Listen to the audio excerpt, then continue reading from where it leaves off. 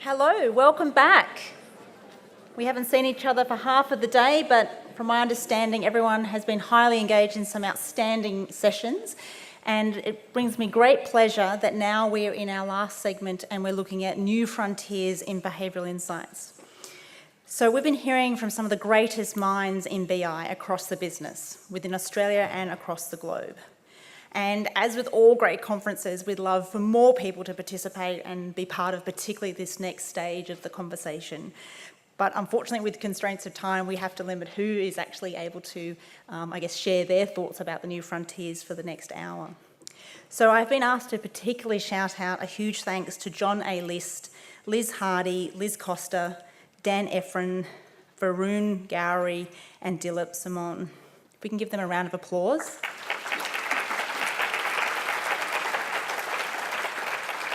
And our panellists for New Frontiers are David Halpern, Sam Hannah-Rankin, Professor Bob Slonim, and Liz Hardy. We have met all of these speakers over the course of the conference, so I don't need to provide further information about them, except to say that of the members we have called to be our panellists, they have their fingers on the pulse of the next frontier of BI. So I would actually would love you all to welcome our four panellists with a warm round of applause and energy for our last session as they come to the stage.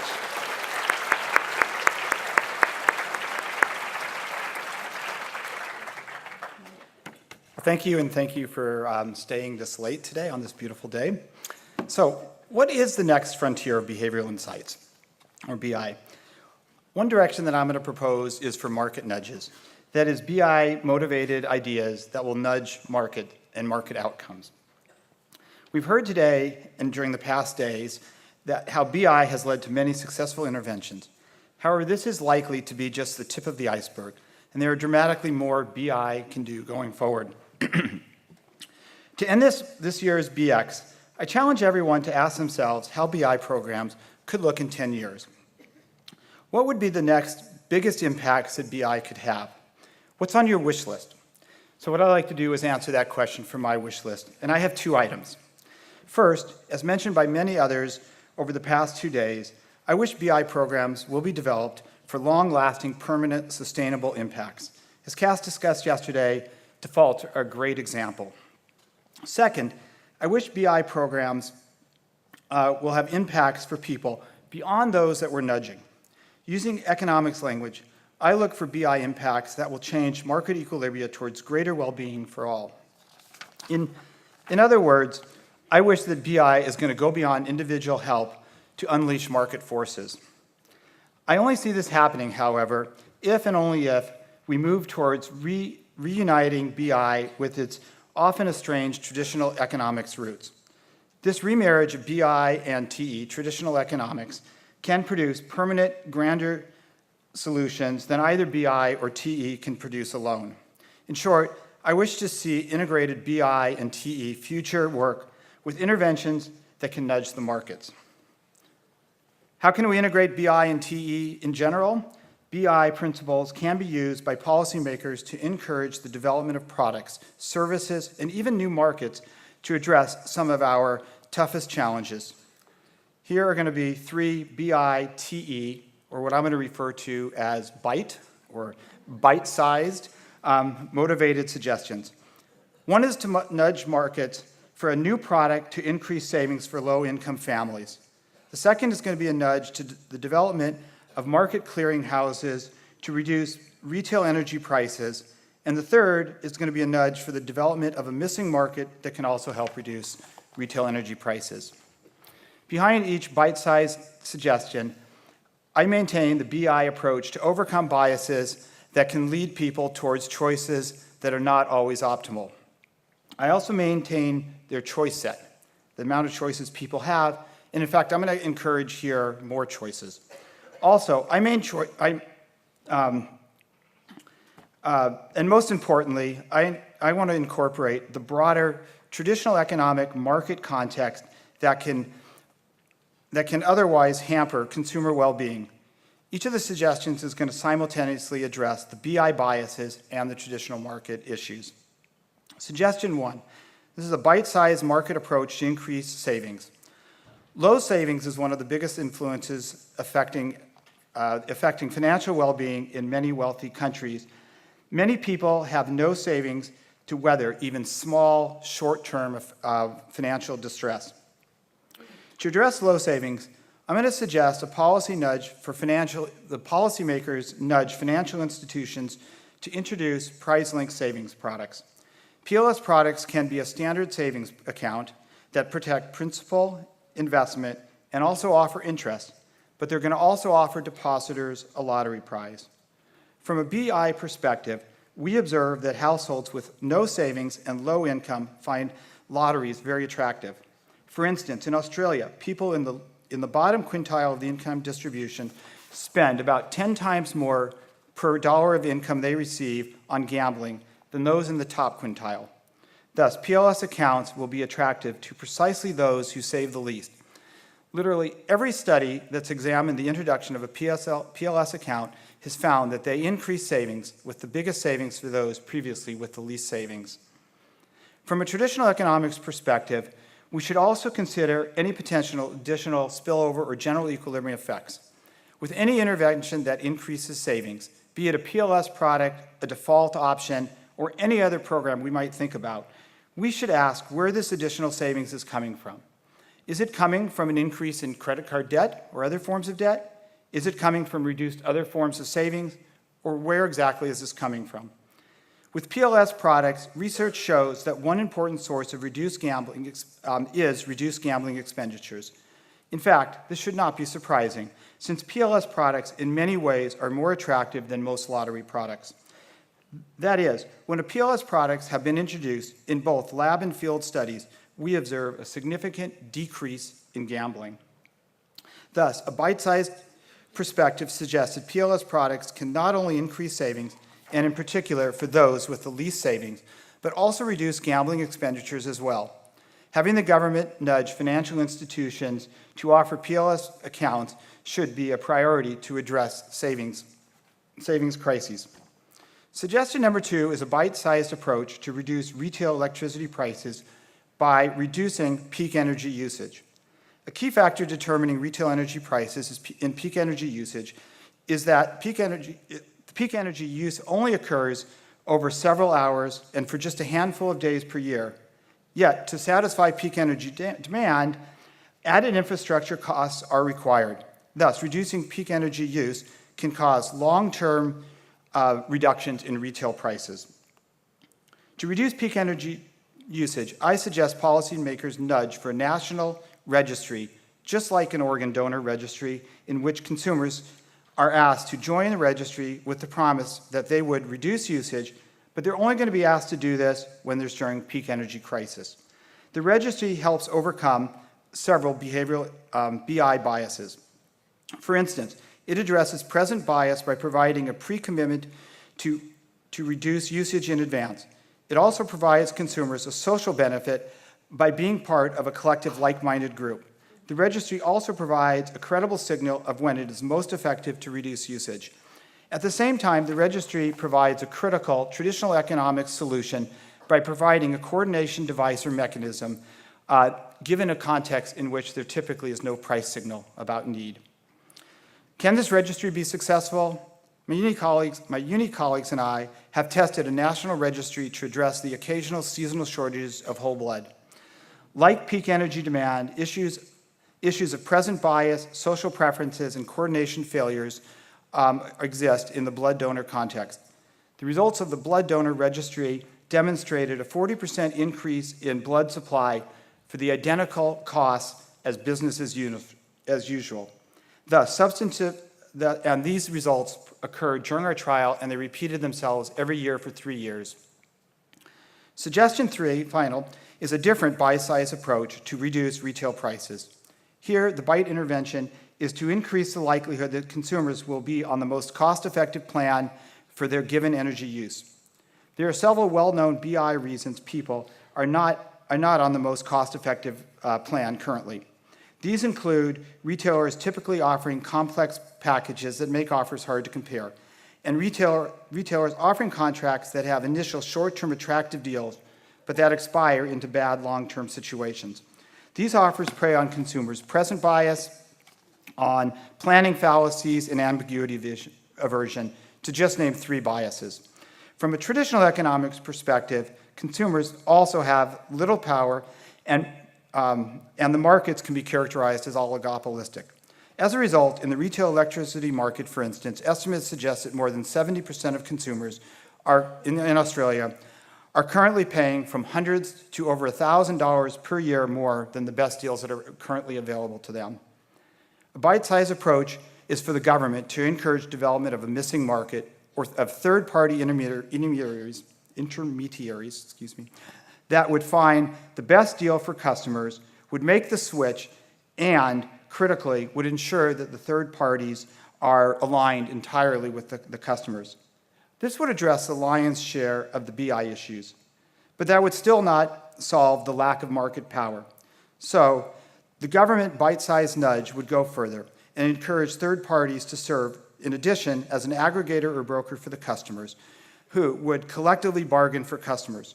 With third-party entrants working for customers collectively, retailers will have much greater incentive to compete on price for customers, and a new equilibrium will result, or should result, in the market with lower prices for all customers, not just those that are being nudged. How can the government nudge third-party entrants? There are many options, but just to name a couple, for instance, they could provide ratings or they could provide certifications to the third parties. This would not be unlike the government currently does for other products and health in particular, where you see ratings and accreditations and so forth. The bite-sized nudge, market nudge for reducing energy prices is not limited to electricity, however, but could equally be used towards home service markets such as gas, telecommunications, internet services, and insurance products, to name a few.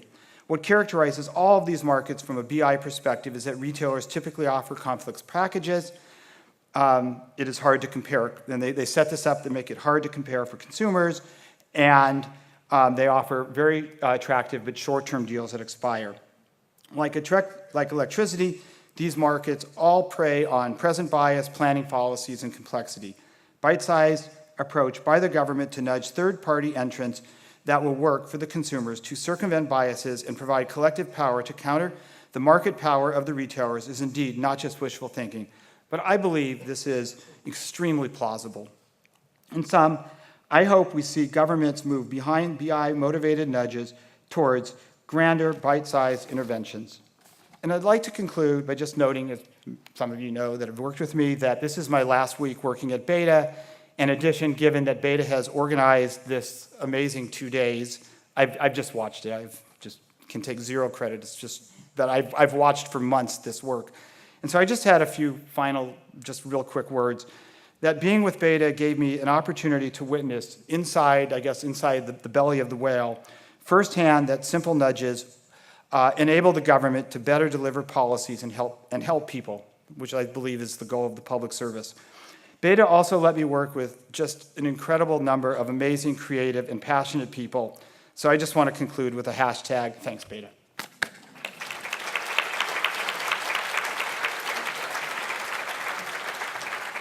Thank you, Bob. That was fantastic. I'd actually like to now welcome Sam to the stage. Thank you. It's very high risk, isn't it? Okay. Great. I have to agree with Martin Parkinson, these lights are... So thank you very much for having me here. It's a great privilege to be here and to have listened over the last couple of days to all the great work and the thinking that's going on in behavioural insights internationally. I've personally noticed some really consistent themes coming out, and they're particularly around the importance of focusing on a problem and thinking systemically and enduring change.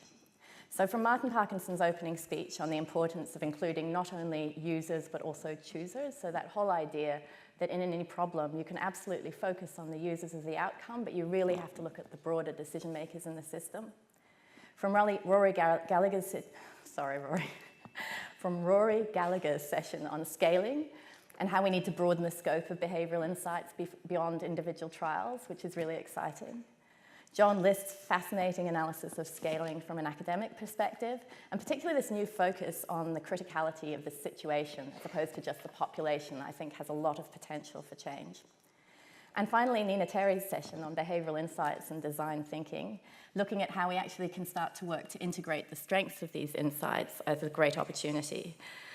And this common theme around looking at how we can use behavioural insights systemically to achieve a policy outcome, it's very close to the heart of what we're doing in Victoria. So I work as the Director of Public Sector Innovation in the Victorian Department of Premier and Cabinet. Sorry, I wasn't sure if that was because I wasn't a speaker earlier. What we do in behavioural insights is actually situated in a much broader context around public sector reform. So this is a whole portfolio that's focused on how do we move the people, the systems, the accountability of government to deliver better outcome for citizens. And that gives all our work in behavioural insights quite a different operating context. It means that we're always looking for these opportunities to make enduring change and working it both at the ground level and at the sort of overarching systems levels. And there are 4 aspects to this that I'd really like to draw out because I'd like to think that these ways of working are going to be part of Behavioural Insights' new frontiers. So first of all, we really want to be able to use behavioural insights systemically to achieve policy outcomes. Government works in very complex, multi-sectoral areas. When we're working in these spaces, we need to identify the areas of greatest opportunity for impact. And going back to Martin Parkinson's speech again, this is where we focus on problems and then look to see what we can do to improve the situation. The challenge is that these opportunities don't actually conform to any single discipline. In this context, behavioural insights is one of many policy tools available to support change. We've had quite a few discussions over the last couple of days about how it's one of many policy tools that can be taken and the challenges to develop this policy, this toolbox of policy tools.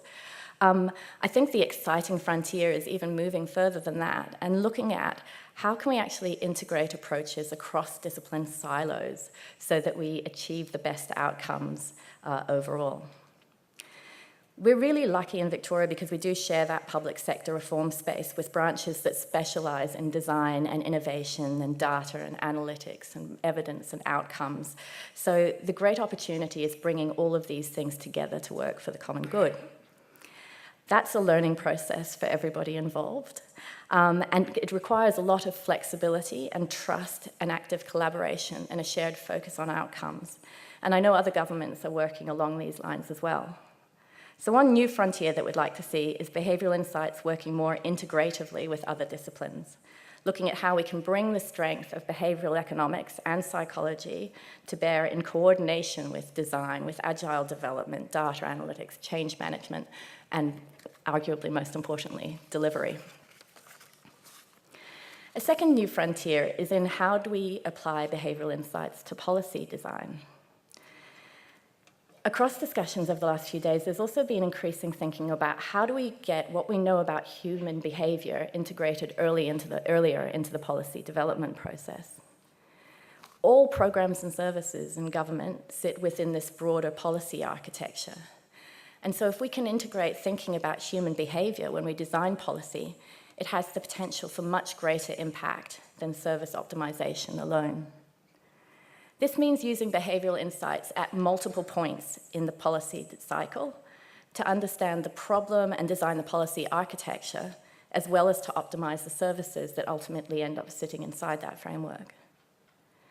Applying behavioural insights at the policy design stage, however, means sometimes that we're pursuing behavioural insights beyond experimentation alone. We don't always have to experiment to use behavioural insights. This is absolutely not to say that we shouldn't find out as much as possible what works. We absolutely should. But experiments are by necessity scoped tightly with limited variables in very structured environments. And policy development and most of service delivery actually happen at a much larger and more complex level. Without pushing behavioural insights up into the other stages of the policy cycle, we're actually missing out.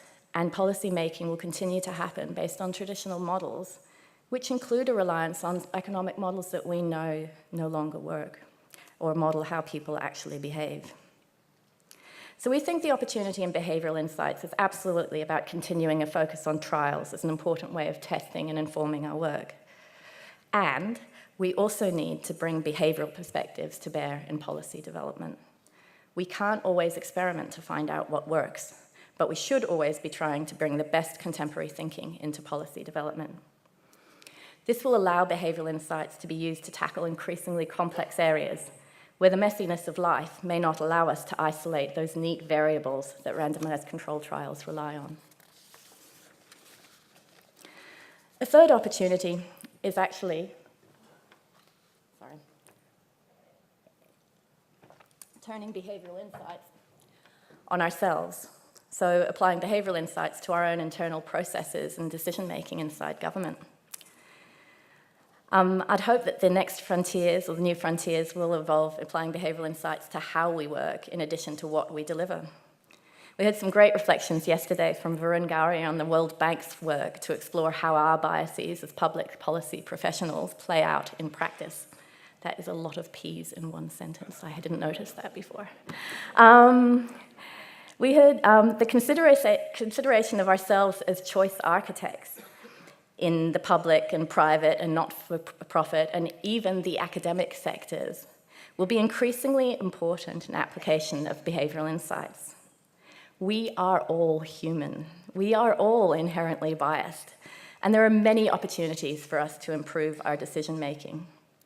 Some of these changes are about our internal processes, small interventions around how we structure meetings and engagement, but many of these opportunities are in the really big decision-making areas in government. Project reporting processes, for instance, introduce optimism bias. Procurement of consultant services, for instance, often represent an over-reliance on the messenger effect. The budget process, one of the single most important decision-making processes that government does, is rife with biases. Sunk costs, confirmation bias, present bias, I could go on. But it's potentially not the ideal place to run an RCT. It does, however, provide a wonderful opportunity to look at how we can revise the choice architecture to support more productive outcomes. Finally, so much of behavioural insights origins have developed as a reaction to traditional neoclassical economic models.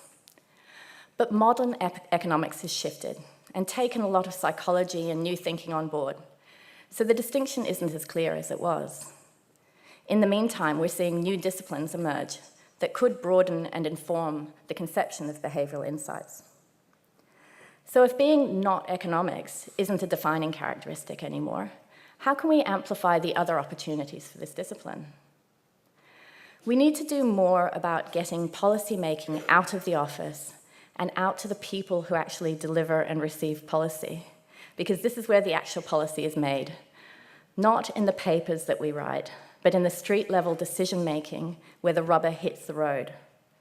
There's also the opportunity for us all, policymakers, academics, experimenters, trying to move away from thinking of ourselves as scientists working on people, and more thinking about how we can work with people to uncover and understand and improve the situation as it is. This has always been a part of behavioural insights methodology, but it's sometimes been less emphasised than other parts of the process. Whether it's the Explore phase of the UK BI team's test methodology or BehaviourWorks Australia's deep dive, understanding the context in which behaviour happens on the ground is critically important.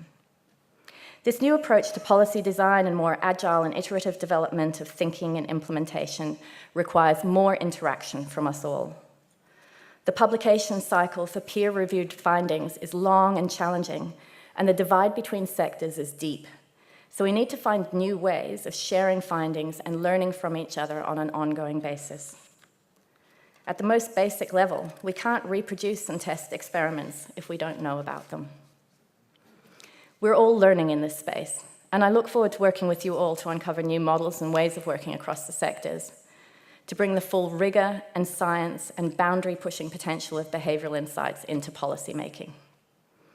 From a Victorian perspective, we're working to make the new frontiers of behavioural insights ones that are permeable to new disciplines, that are cognizant of our own limitations as human actors in the system, and that are impactful in delivering enduring, scalable, and positive change. Thank you.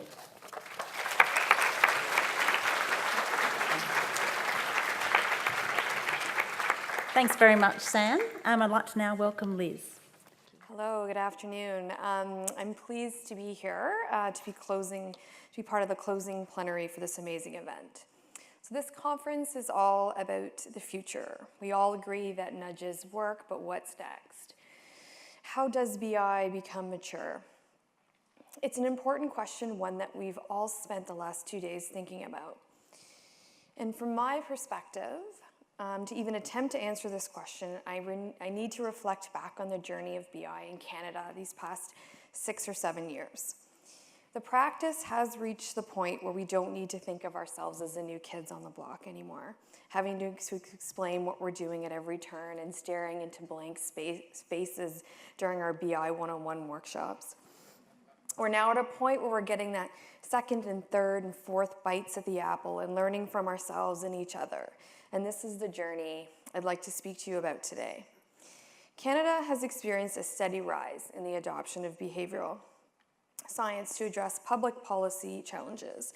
And as fellow Canadian Dilip Soman mentioned at the Great Debate earlier this afternoon, in many ways this work is getting easier.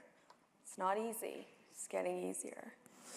Behavioural science and experimentation was first formalized by a dedicated government unit in Canada in 2013 with the creation of the province of Ontario's Behavioural Insights Unit. We started small, heeded David and his team's advice, and ran small-scale pilots to begin building a portfolio of work. And we got some early wins, most notably a trial we ran to increase organ donor registration rates. And it was actually the first trial that I'd ever run in government, and it was not easy to say the least. We designed a 6-condition trial, which in part included the redesign of this consent form. And I remember on one particularly challenging day, I sat down in my office and I wrote down all of the names of the people that approved that form, and I got to 52, and I stopped writing. 52 to approve one form that we were going to test. But there's good news. My point here is that it's getting easier to innovate. Governments are becoming more familiar with innovative approaches and experimentation and are really starting to embrace them. So after a few years, I left the provincial team and moved to Ottawa, the capital of Canada, to build a behavioural science practice at the federal level. And that's where I am now, embedded in the Impact and Innovation Unit, part of Privy Council Office, which is equivalent to your Cabinet Office.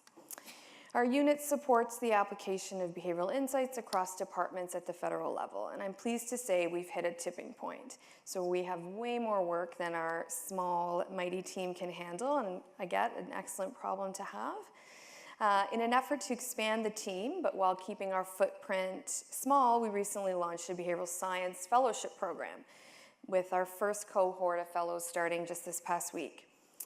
One of the main drivers for this staffing approach gets at the heart of the second point I'd like to make, which is around, is a central team best? And this is something that was reflected upon in yesterday's session on how to build a BI team. And in my opinion, the answer is yes and no. So we were finding that we would partner with a department, we would work on a specific public policy issue, we would design the experiment, we would run it, and then we'd give them a report with the results and a host of recommendations.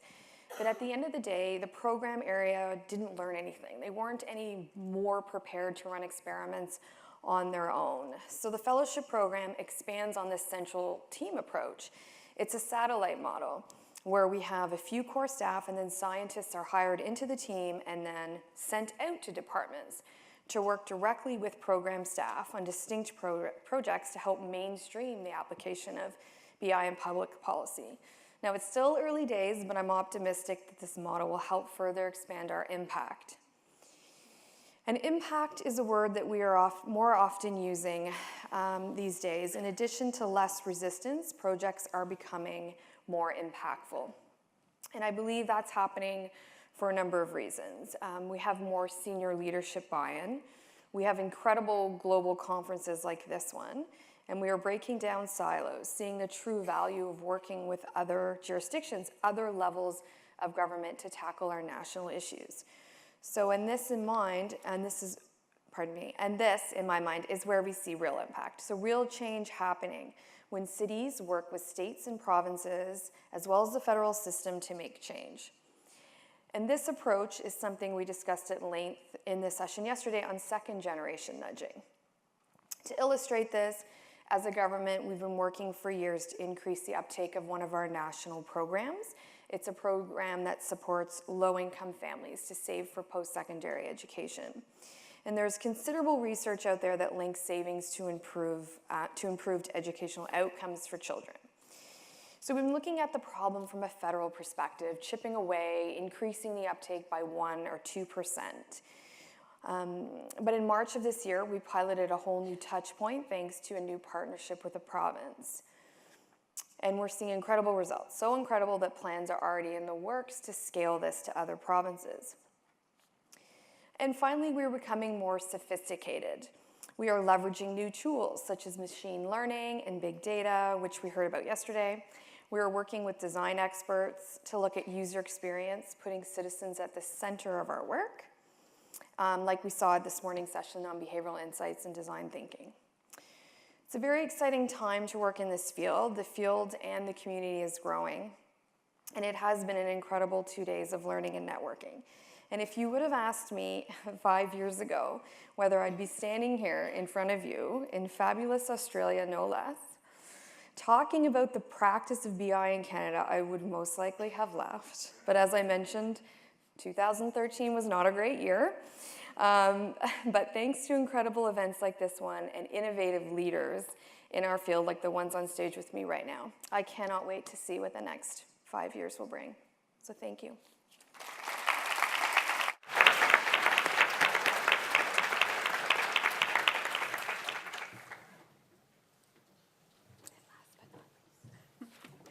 Thank you so much, Liz. And last but not least, we have David. I welcome you to the lectern. I had a wonderful experience coming in. I assume many of you did this morning, coming in, and as I paused for a second to think where I was going, and a very earnest woman came up to me and said, are you here for happiness? Does that happen to other people? Anyway, to which, of course, sadly, the answer was supposed to be, I thought about it, no. I kind of hope that it is possible to do both behavioral science and insight and find a route to happiness. Maybe we should combine it next time. All right. What I'm going to do, a bit like the others, I was just going to go through, except I've done slides, which may or may not be a mistake, and just give kind of 4 primary examples and issues to reflect about, sort of new frontiers. So the first one is broadly about wicked problems. This is, for those who haven't seen it before, it's the famous obesity map. It's all super, super complicated. And led many people to think, oh my God, there's no point even trying, right? It's all so complicated. But as it happens, partly I wanted to start with obesity also, because while I've been here, the British government released its new obesity chapter. We call it Chapter 2. We did a big thing on it a couple of years ago. And of course, also things have been happening in Australia too. So obesity, childhood obesity, a plan for action, Chapter 2. I know that's not the best title ever, but it's actually got quite a lot in it. Of course, at the same time, as some of you know, there was also an announcement here, which is also kind of interesting, that Australian beverage companies are saying we're going to take out 20%, etc. In our obesity strategy, which we've just put out, it has an intention in it, which if we'd said 3 years ago, it would have been completely ridiculous. You may still consider it ridiculous, which is within 12 years to halve childhood obesity in the UK. Well, you know, it's been going up for years and years, literally 20, 30 years. Why do we think we can do it? If we'd said it 3 years ago, it would have really been completely implausible. It would have been one of those puffs.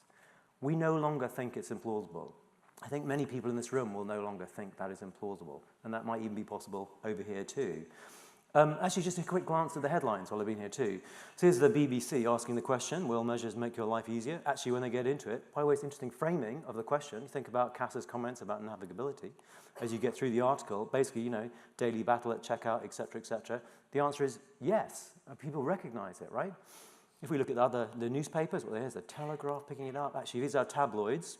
2 and 1, you can get a gist of some of the proposals in there. I mean, basically, in some senses, we're using a regulatory measure, for example, on, in this case, picking up on 2-for-1 deals, etc. We're going to make them more difficult. But actually, you can still buy the stuff. We're also going to remove certain things from by checkouts, etc. But actually, they're still there in the store. Oh, actually, you've got to love this. This is the Sun. You have tabloids. We all have them, love them. Chicken Cal Freezy. Yeah, we're going to do something calories. But what's really interesting is, I don't know if you can read the sort of subtitle there, which is, laws are currently being drafted, this is the Sun, for those who know, to help parents make better choices about what they feed their kids. Now, the primary narrative that would have been even a few years ago is, what's wrong with these damn parents, right? You know, it's their fault, etc., and do want nanny state. Actually, one of the things that's occurred is that people realize, actually, it's not just parents and so on. We live in an obesogenic environment, so we can do something about that choice architecture. And the world is not ending, right? I'll just show you, of course, one of the measures we've introduced from the last round of this is a change on sugar. And it's being debated in lots of places. But I just wanted to show you the latest cut. So it's a tax change, for those who don't know it. These are some popular drinks in the UK, and it shows you the levels of sugar inside them. And for those who don't know, who don't follow this in enormous detail, it's a 2-level tax. You might say, what's that got to do with behavioral science? It's got loads to do with behavioral science, because the whole thing's rooted in a lot of work, including work done here with Vic Health and you know, the Alfred Hospital and so on the micro stuff here in Australia, to try and work out, well, actually, what's driving human behavior. And the primary thing, just as Bob was saying, this is really about driving changes in equilibrium. So what's happened, even before the tax comes in, you can see it before, massive differences in lots of drinks. But just show you, what do we see? If I can get this to work, how are we doing? There you go. That's sugar levels now. So basically, yes, already an 11% reduction in sugar in carbonated drinks in the UK, which teenagers drink a lot of. And, by the way, sales are up. Now, why do you care about that? Because we're trying to make a model where actually we're not just fighting industry all the time. We've actually got a model which will work and will actually achieve substitution and so on. So we're harnessing industry. Okay, other things. There are other wicked problems. This is actually a fantastic project being done by New South Wales, BIU. We don't have the results yet, but on domestic violence. I mean, what it's showing is we're not afraid of difficult issues when we're going for it. I mean, God, I hope it works as a result. It's really, really ingenious study. I won't say more. I guess we'll hear next year, won't we? Okay. Let me move on beyond wicked issues. One issue a lot of us have wrestled with, Richard Thaler and others have said this before, one of the ironies about behavioral economics is that it hasn't really got into economics that much. So here's our Bank of England, thank you. We borrowed from Canada, as some might know, Mark Carney, doing the inflation report, a key thing. And interesting, of course, in the background, you can see the bank, and a fascinating reminder, you know, on a banknote it says, I promise. Money is based on a promise, a certain of expectancies. And economics is full of these things. And of course, we have volatility and animal spirits and so on and so on. So can we get into it? So I'll just show you a quick result, which is, can we do something about the inflation reports? So this is how the Bank of England currently put out their inflation reports. You can't read that, don't worry. You get the gist of it. It's very sober and very serious. Well, can you make it in a way which actually people would interpret? Because a lot of what a bank is doing is they're making forward guidance, as Mark would put it. We're trying to tell people about what you think will happen in the economy to affect their behavior. What happens if you do it like this? I won't show you all the arms. Oops, can I get it to go?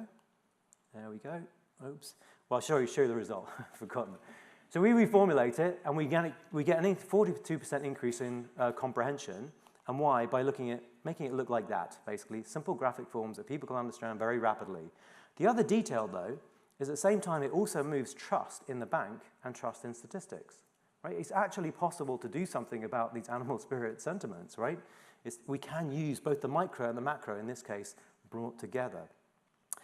Society, right. We're trying to get on with each other. This is a great challenge that drives most societies. This is a pretty big issue. This actually is a shot from something that's a major program in the UK. It's a multi-billion-dollar program called National Citizen Service, and young people are encouraged basically to go and do this thing. You can take 3 or 4 weeks, and it includes residential component. It deliberately mixes people from different walks of life. So it's a very ambitious program. And we've been working with NCS to try and tune and improve it in a whole range of areas. I'll just show you one trial, actually, which some of you would have seen a version of, befriending this event. So one problem is, it's a fantastic program, but nonetheless, actually, I'll just show you, 15% of young people then don't turn up, which is really too bad. So what happens if we introduce you to someone a month before on this network? Can it move the number who don't turn up? Yeah, it more or less halves the dropout rate. We've also shown that if you connect people to young people who are different by race or social class, they're actually even more likely to turn up, right? It is possible to move the dial on the social fabric too.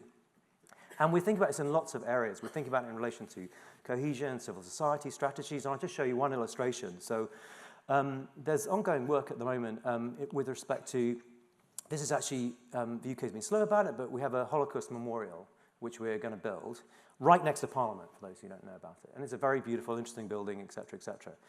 It's going to cost 50 million, et cetera. But what we're trying to do from the outset is use behavioral science to say, actually, our ambition here is not just a historical monument, but to actually change how people relate and think about each other. The objective, right, is to stop it happening again.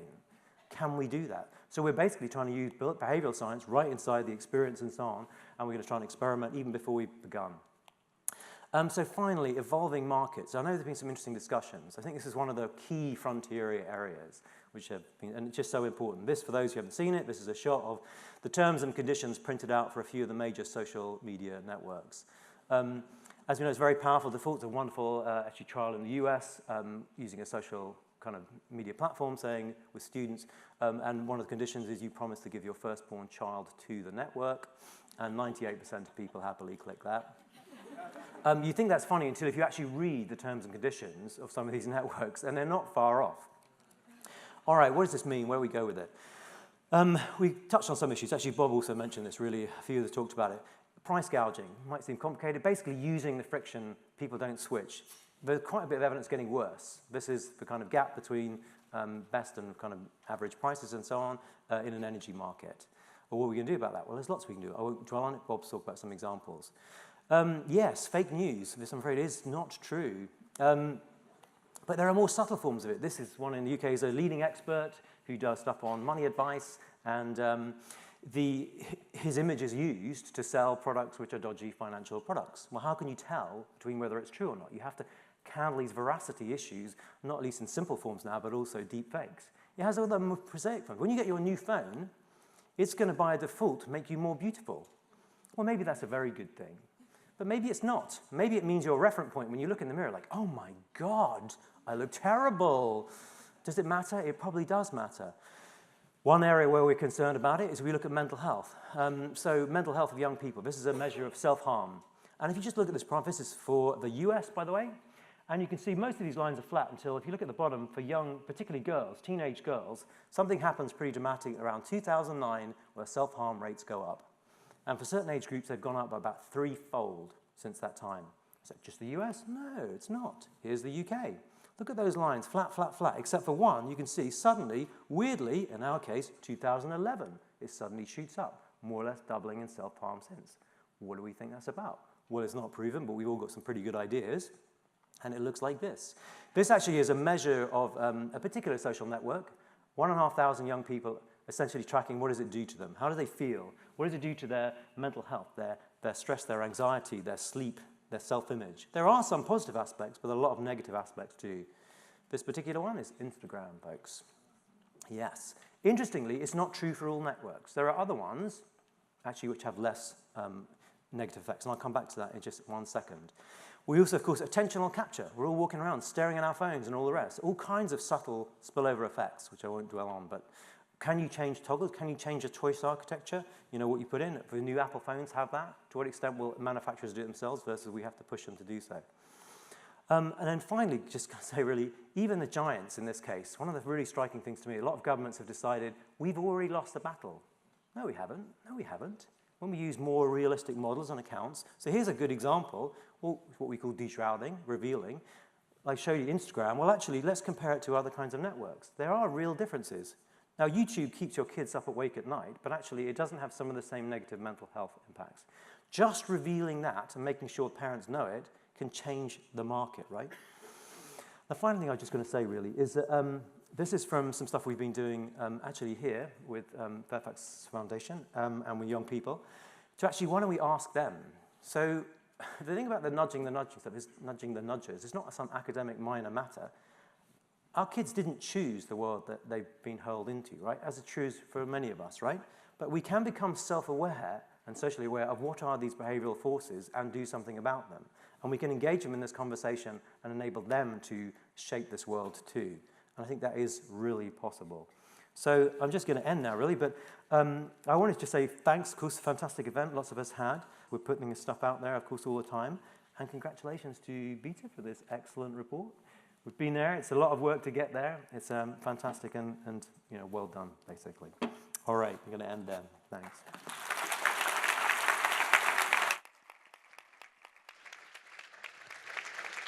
Okay, so I'm going to give the panel one question to answer, and then we'll open up to the floor. So be thinking about some questions for our last 10 to 15 minutes together. So in listening to all of you talk, coming from multi-perspectives there about either where we've come from or where we are and also where we're going to go, I'd be interested for each of you to reflect and share with the audience, what do you think it's going to take to realise some of these futures that you talk about in terms of new cultures, new partnerships, new ways of working? What does it mean in terms of where BI is going? And what would be the first step we need to take? So what's it going to take to get there? And what might be the first step? Oh, it's working already. That's good, I was going to say. It's very comfortable to hold, but I don't know how to switch it on. I'm going to go with collaboration. I just feel like there's so much opportunity across disciplines, across sectors, across governments, across jurisdictions for us to start working together more closely, and I think that prompts evolutionary change. What would be the first step? Oh gosh, I forgot that bit. After this conference, you know, everybody's hopefully had the opportunity to meet lots of different people from different areas who all have this common interest and common perspectives, and so maybe reach out and talk to someone who's doing something similar but in a different area and find overlaps and opportunities to work together. That's perfect. Thank you, Sam. Thanks. Do I need this? Oh, this no, is a good I think, point. Yeah. We're already I think, mic'd up, aren't we? Yeah. Now the jet lag, I forgot what I was going to say. Oh, yes. I think proof of concept. So I think the example I said during my little talk at the beginning, demonstrating how partnerships with other levels of government doesn't get anybody fired. I think at the federal level, it's really, at least I'll speak for Canada, it's not something we're used to doing. And then even still partnering down to the city level. So I think getting a few of those projects going and then sharing those results, I think can have a real impact, and then building on that work. Great, thank you, Liz. So I think one area that we could work on is communication with the actual decision makers that are enacting policy. I found that there's a high degree, this came up earlier today, David Gruen was mentioning this, there's a high degree of risk aversion amongst leaders to take action. And I think some of the discussion should be around what are the risks of not taking action, and that we're not trying to argue that this is the best possible thing in the world, and like with John List we have to do 6 replications, but that what we're doing is an improvement, and the risk to not doing it should outweigh the risks of some of the actions we're doing. A lot of the work we're doing, we're pretty confident of, I would say. And I think the risks are, something that I think those conversations with decision makers in that direction, I think would be very useful. I think my mic's up. Yeah. That's very entertaining, you guys. Look, what we're going to do.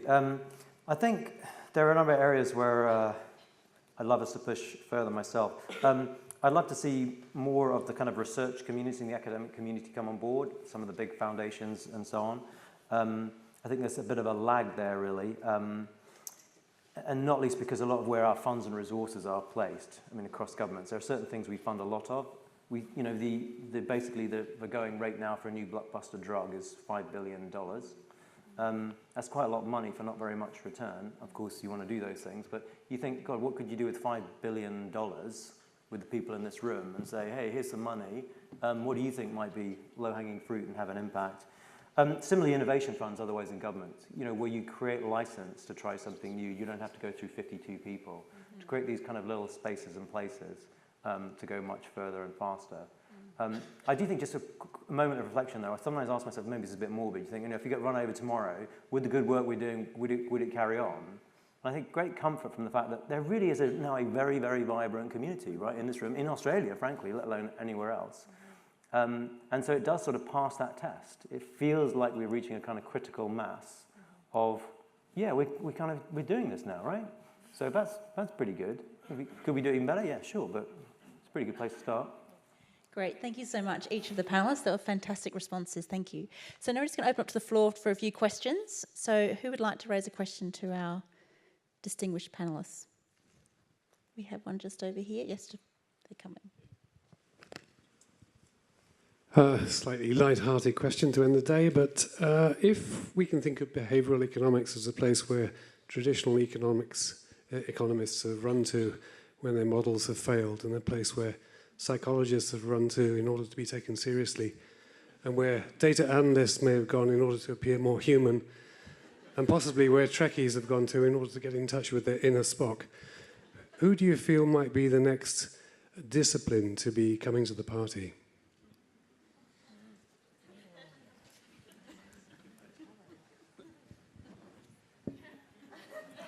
Time is ticking. Might have to think about that. Do they have to flock to BI, or can BI flock somewhere else? Is there a flocking preference? Yeah, I don't know. Flocking preference. I mean, by the way, I do think some of those communities haven't really fully come on board. We had a bit of a debate here earlier today, some of you might have heard, but a lot of economists haven't really come on board, particularly the ones that live in governments, I'm afraid, who are quite a strong sort of source of resistance. They learnt their economics maybe 20 years ago, with obviously exceptions like David Green we had this morning, so actually there are some sort of bastions where people's thought is still pretty stuck, I think. Actually, press officers was mentioned by some other folks. So I think there are plenty of areas, actually, where it's yet to kind of come on board. What do you guys think? I was having an interesting discussion just before this, actually, with you, Anne, about how social sciences and social services are looking at behavioural insights, and there's an opportunity to bring more behavioural insights into social sciences and vice versa. And it's interesting to think about the potential for all these disciplinary silos to start flocking together more generally, I think. I would think any discipline that can bring a better sense of well-being to our work. And so, look, David gave an impressive set of really interesting studies, and no one's going to question the value of this. I remember a conversation, Al Roth did a paper a number of years ago where he actually showed that this intervention increased the number of organ donations, live kidney transfers, an enormous, saved, one could argue in the tens of thousands of lives now on an annual basis. And then some economists said, yeah, but how do we know we're making people better? And it's a really interesting question. So I think we all would just say that's self-evident. But there's a lot of work we do that I think really thinking about, how are we making people better? How do we measure that? And I think that's really critical, because in measurement, if we don't measure that, I don't know if, making somebody comfortable and sending them a text message that lets them be relaxed and not stressed out about some benefit they might get that's getting delayed. How do we value that? And I think disciplines that could bring to bear, economists have not thought about this, or at least not the economists I've ever interacted with in 25 years. And I think any discipline that could bear with some deeper sense of well-being and our understanding of what that value is, I think would be extremely useful. Great, thank you, panel. Another question from the floor? We have one just here.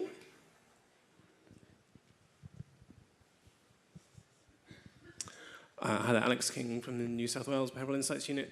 One of the great barriers to our work in government is the time it takes to develop something, test it, and give them an answer on whether that thing works or not. What do you see as the new frontiers in being able to accelerate that process? I think some of that is just the longer you're in business, I think the easier it gets. We worked on, I was just in a talk BI online, and I talked about this study we did with the armed forces. It was a social media trial. And it took 2 years from initial idea to actually get the ads on Facebook and Instagram and to get the results out. And now we're doing the second iteration, and I think we're at 3 months now. So I think part of it is with certain departments, it's that it's tough in the first go because you're sort of having to work through what do we mean by experimentation? What does this mean for my program? How, getting through the approvals, and then once you get through it the first time, I find the second time is infinitely easier. So I think that's part of it. I think also more and more that we're releasing our results, and I can't emphasize that enough. There are some groups experimenting in the Government of Canada, for instance, but are reluctant to share the results, and I think that's a huge miss. So I think the more we're sharing our results, the more comfort our decision makers will have in this whole notion of, trying different things and getting it out there. One of the things that we're going to be trying to do more of, I think, is sharing the journey as well as the results, because often there's a lot of learning that goes on in the process and through the process. And so the opportunity to put that out there to give you some element of air cover and also to share interesting facts and findings while the results are progressing is another way of approaching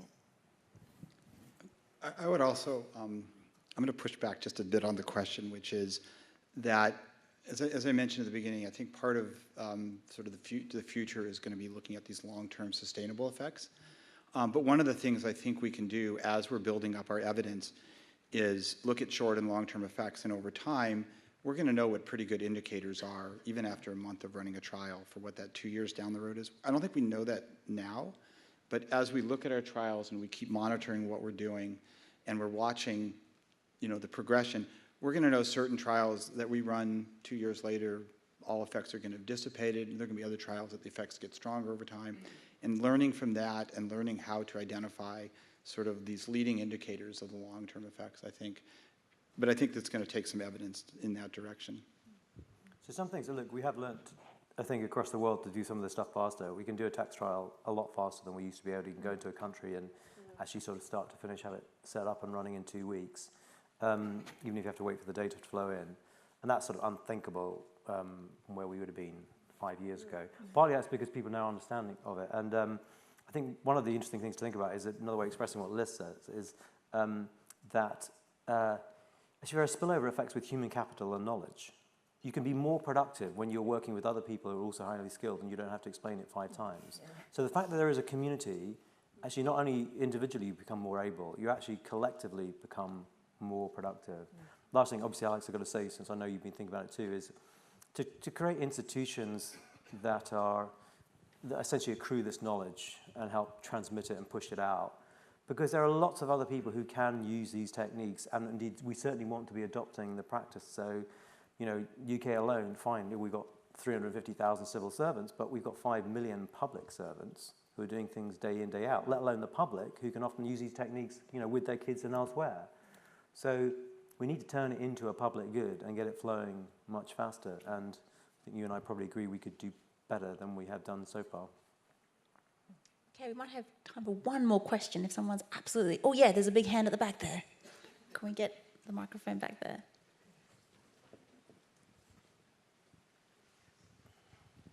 Thanks. Gigi Foster at the University of New South Wales. I just want to pick up on an idea that's come up here and also previously in the conference, which is in relation to the lack of collaboration or sufficient collaboration with the academy.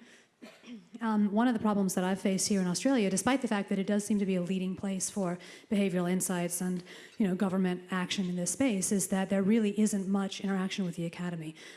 It's very rare that we get asked to comment and be directly involved in policy design. I mean, Bob Slonim's work with Beta notwithstanding, I won't ask why he's leaving, but one of the major blockages is that a lot of the time policymakers are extremely reluctant to countenance the possibility of publication. And the reality is that academics are just as much, motivated by career concerns as everybody else. I mean, some of us are here because we also have other motivations too, but that is just an important thing. And for a government department not to see itself as accountable to the public through public dissemination is, to us, offensive. And so we have the dual problem of A, it's not career enhancing for us if a government department won't let us publish, at least anonymized data, and B, that we feel like the government, the people we're interacting with, if they're pushing against dissemination, are essentially failing in their duty of care to the Australian population. So is this going to change? Okay. I think, Bob, you're on first. I was just looking down at you, David. Well, if you want me to. Look, I'm myself a recovering academic. I've spent many years in the academy and about the same number in Downing Street and elsewhere. I do think, but so I kind of feel for the challenge, certainly to a point. I think one of the functions that Behavioural Insights team are generally doing, partly because their style, their methods, is they are and should be bridges into the academy. You know, from the outset, a key thing we did, we created an academic advisory board to try and bring in that kind of challenge. We've always worked as much, we're always going out to universities trying, what interesting ideas have you got? Hopefully that can also be a model for many other parts of government too. I take the point about publication, actually Beta's taken a great lead on that one. You know, we tried to do some other things too, if it's helpful institutionally. We've just managed to get all our departments to publish, well, sorry, not all of them, nearly all of them, to publish these things called areas of research interest, which we originally had a working title, which is things that government don't know the answer to but really should. And for some reason, the press office didn't like that. But actually, it's a fair cop. We have to say out loud, what are the things we don't know the answer to? And on the other hand, also, we tried to create funding systems which encourage the academics to engage with that. But just a kind of last personal note, one of the fantastic things, which hopefully many of you I know are experiencing, right, is that why do you have to choose? Why do we have to choose between a life of scholarship and a life in government? Like, one of the great things about this stuff, actually, is that it's a very vibrant space precisely because we've got generations of young people who are doing their PhDs and they're weaving backwards and forwards. And we need to build institutions to make that easy and possible. And that's a pretty exciting place to be. And I'll just say in Canada, we just recently launched a more formal process for academic collaborations called an affiliates program. So previously, we would always partner with one or at least one academic on our projects. Part of it was that we're a small team and we need the help. Part of it too is obviously we value their knowledge and their input, but now with the affiliates program, academics register with us and they identify their research interests, and then when we get projects, we can match them together. And the idea is absolutely publication.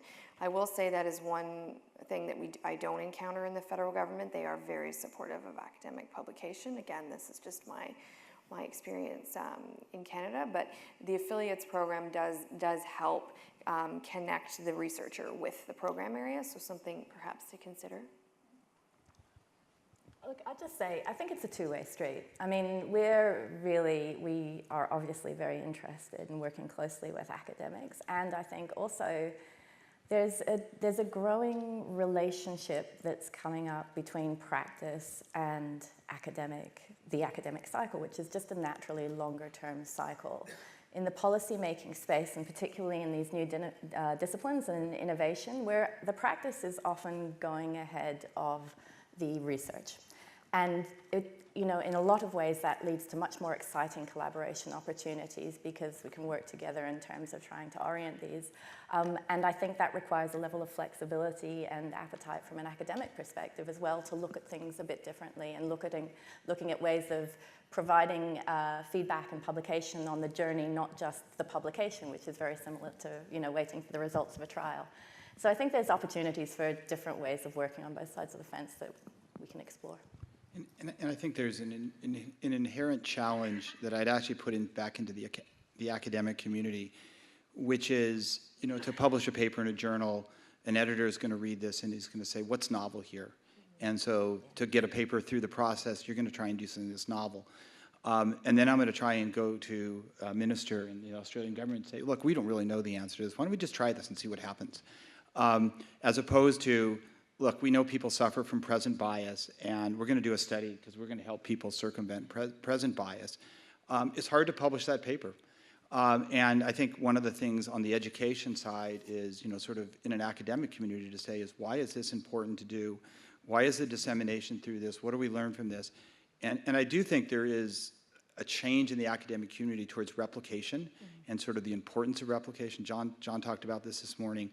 And I think pushing in that direction on the academic side might have academics more interested in partnering with governments when they can see that there's an actual outlet for this, and rather feeling than they're constrained to saying, look, we just have to do stuff we already know works.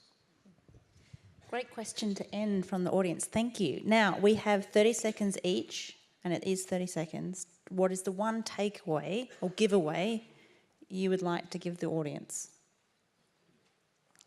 Just one. We'll start down. Okay, thanks, Bob. So we're going to start with David. Oh, really? Yeah, that's unfair. Look, I mean, maybe it's the same thing we said lots of times. For those who are starting on this journey, come on in, the water's warm. It's a very powerful set of techniques. For those who've been doing it for a while, let's keep raising our sights. I mean, on the one hand, there's an extraordinary variety of results we can now point to across the community, but we also all know we have got so many areas which are untested. There are so many challenges where we think we might be able to make a difference. We should go for it. We should go for it. And I just, even to put it slightly stronger, I actually feel we have a responsibility to do so. We have a body of knowledge which is very, very powerful. Many of us have very strong access into government and indeed the academic community. It's a responsibility. We should do something with that, right, to try and make the world a better place, in my view. So let's do it. Thank you. I think for me it would just be to emphasize the importance of testing and making sure that we're testing our interventions so we know what works, and wherever possible run RCTs. It's quite often that you can run some type of test, so I think the importance of making sure that you're looking at all aspects so that you know what works before implementing. I mean, we spend millions of dollars on programming that we don't test at all, so I just think that I'd like to leave on that note. I think this is such an exciting space, and the introduction of design thinking and some other disciplines and the broadening and integration of this is really great. So I think the opportunity to broaden the thinking around behavioural insights, to incorporate absolutely testing, and also looking into how it can be applied more broadly is really a great opportunity for everyone. I started my career as an econometrician, and in graduate school I ran an experiment because I thought that was really cool. And a committee of 5 people told me, what the blank, blank, blank are you doing with your life and career? That's not economics, that's not science, that's not research, et cetera. I think my lesson is we do have to stay resilient. I think I've heard how many times governments don't do this. I have lots of coffee for the rest of my life for every time somebody said that to me now. And I don't understand that answer, and I think sometimes I walked out of rooms thinking, okay, that's, governments don't do that. And I think the answer is, I think we should say, look, we know what we're doing. We have lots of success. We've proven ourselves now, and we have lots of evidence to bring to bear to do that. And I think we can use that to our advantage more than maybe we've been doing it, just to say, look, we know this stuff is out there, and we know it can work, and we've had a lot of information. We still want to trial, we still want to test, we still want to do the science right, but we need to stay sort of vigilant in saying this is something that we should be doing now, and in fact not doing it is where the problem is. Great, thank you so much all panelists today. So David, Liz, Sam and Bob, can we all put our hands together and say thank you very much.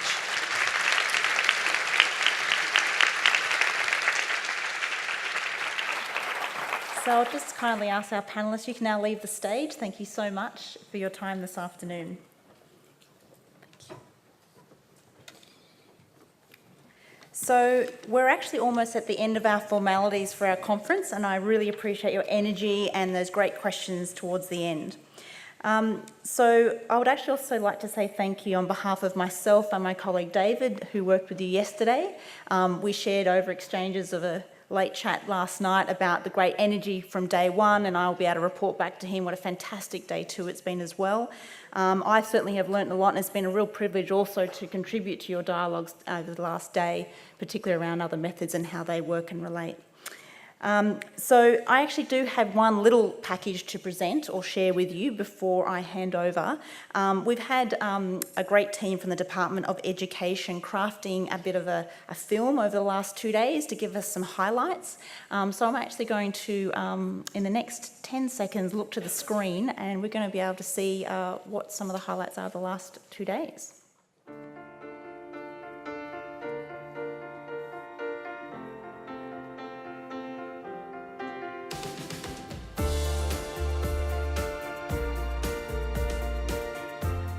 This conference is particularly exciting. It brings together academics, practitioners, consultants, all talking the same language and sharing ideas, I think is what's unique about this conference.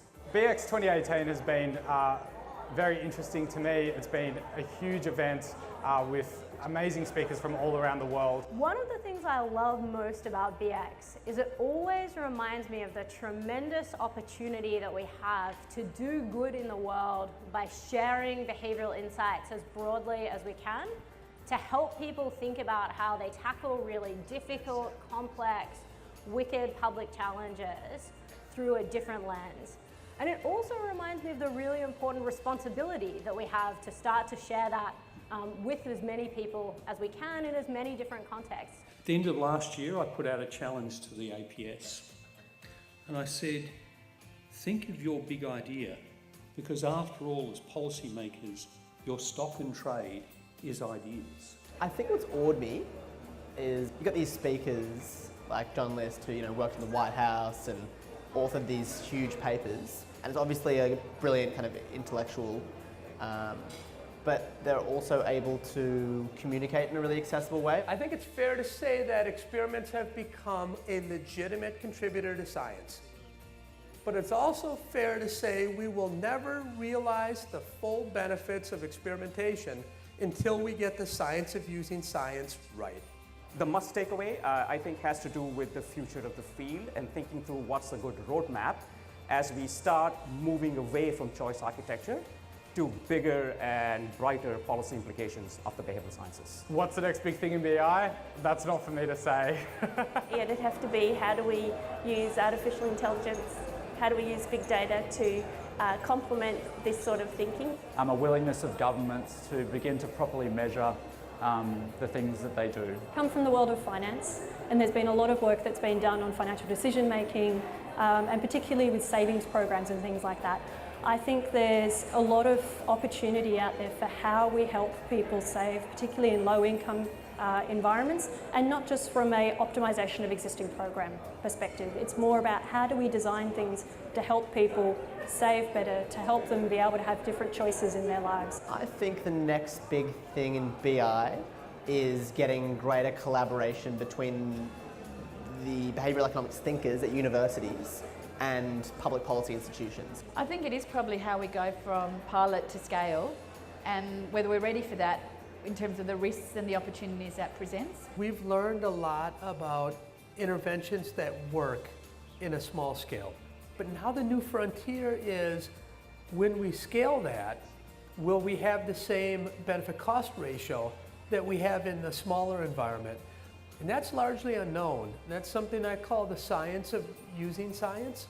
And I think that's the next frontier in changing the world.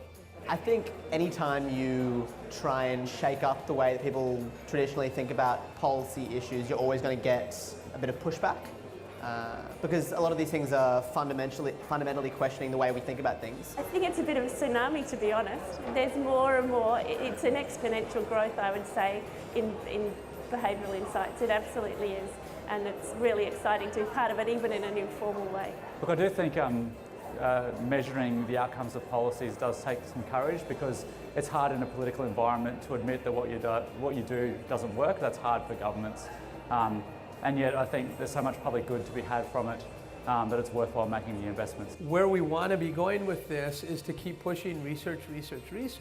And I think going forward, the magic potion here is the interaction between policymakers and academics. And if we keep that, then we can change the world through this conference.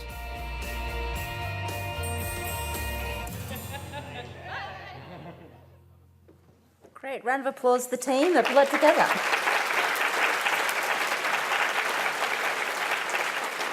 Okay, so to close this fantastic conference, I'm going to invite Tara Oliver, the Managing Director of Beta, to the stage for some final words. Tara has been the architect behind this conference, along with her team and many, many helpers. So please give her a warm applause as she makes her way to the lectern.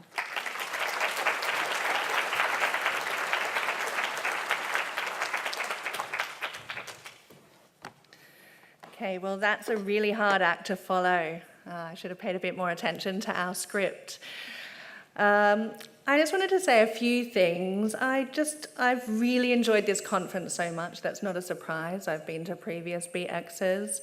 But I hope that you feel like me, that you're going away now with new tools. For me, a Nudge's Bill of Rights, new identities, BI Jedi, new language, navigability, and I also heard a term today, dog fooding. I believe I need to talk to Varun to find out more about that. New connections. Last night I made a new friend, Natasha. Hello, wherever you are, and I'll come back to how that was made possible. New ideas, of course, and there's far too many for me to mention. One thing that stayed the same for this BX is that, as nudges, we've experimented on you in not one, but 2 RCTs, so I'm delighted to share the results for you. Before I do share the results of one of our trials, let me start with the big disclaimer that my team has provided. Nothing is statistically significant due to small sample size. This is not conclusive in any way. We can't tell if you substituted in other ways. That will make sense in a minute. So one trial that we did was that we tried to nudge you to eat fewer snacks, and when you did indulge in snacks, to eat more healthily. I'm not sure if many of you would have seen that we positioned mirrors around some of the snack stations where we had bowls of fruit and bowls of chocolate. And indeed, 32% of snacks were eaten in the no mirror condition, compared to 23% in the mirror condition.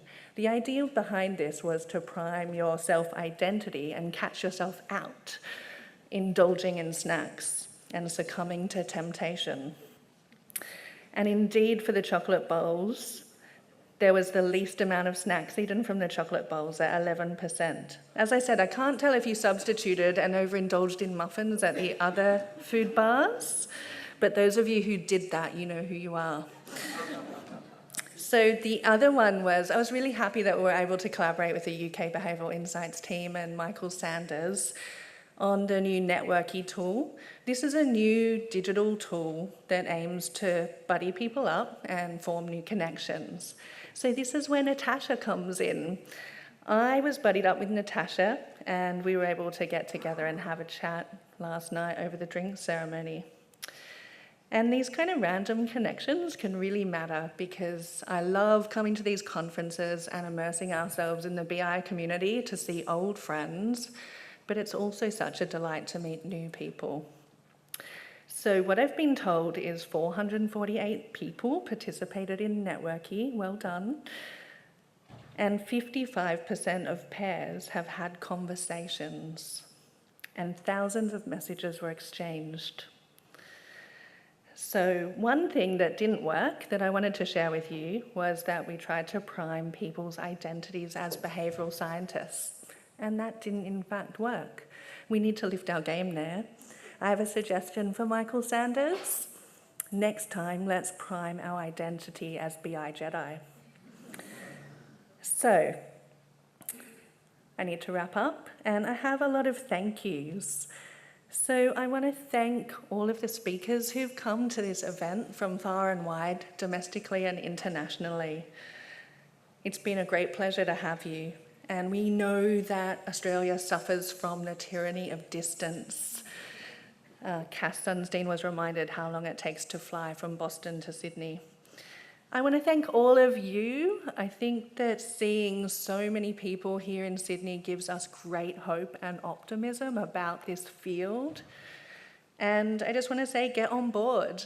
Our role setting up BETA in the Prime Minister's Department in Australia was made all the more easier for the fact that we were following some of the first movers. And so jump in and talk to us, and we're happy to talk to you about our playbook so that you can learn and you can accelerate. But most of all, I really would like to thank my fabulous team, and that extends to my original co-pilot, Professor Michael Hiscox of Harvard University, who, if he hadn't walked through the doors, and been as compelling and persuasive and brought the street cred with him. I'm not sure that BETA would have been established at that time in that form, meaning that we might not be here at BX today. So thank you, Michael. But thank you to Bob Slonim, who we do say farewell to. We've enjoyed having Bob. He's amazing. And we continue to work with Michael and Bob and many others. And then there's my team. We have a BX team. I want to give a massive shout out to Louise Perez, to Amanda Anderson, Joanne Finance, Jane Quick, and Philip Ree, and in an earlier guise, Purdy Mitchell, Natalia Began, and my entire team. They've all been involved, and it's really for them that we're here today.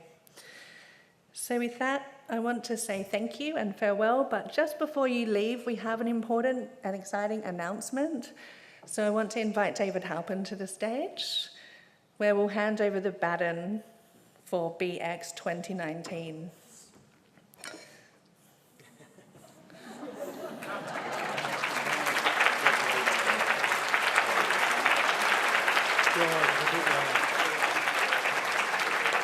Very exciting.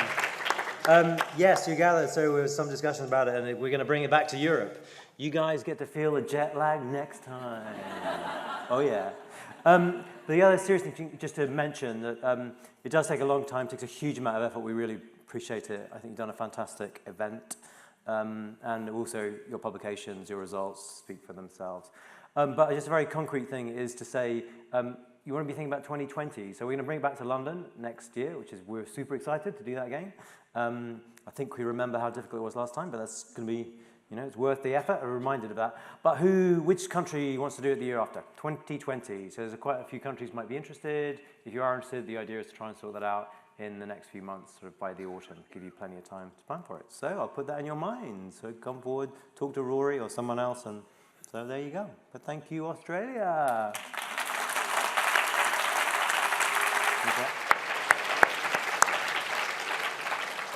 Okay, thank you. I think that's a wrap. Thank you.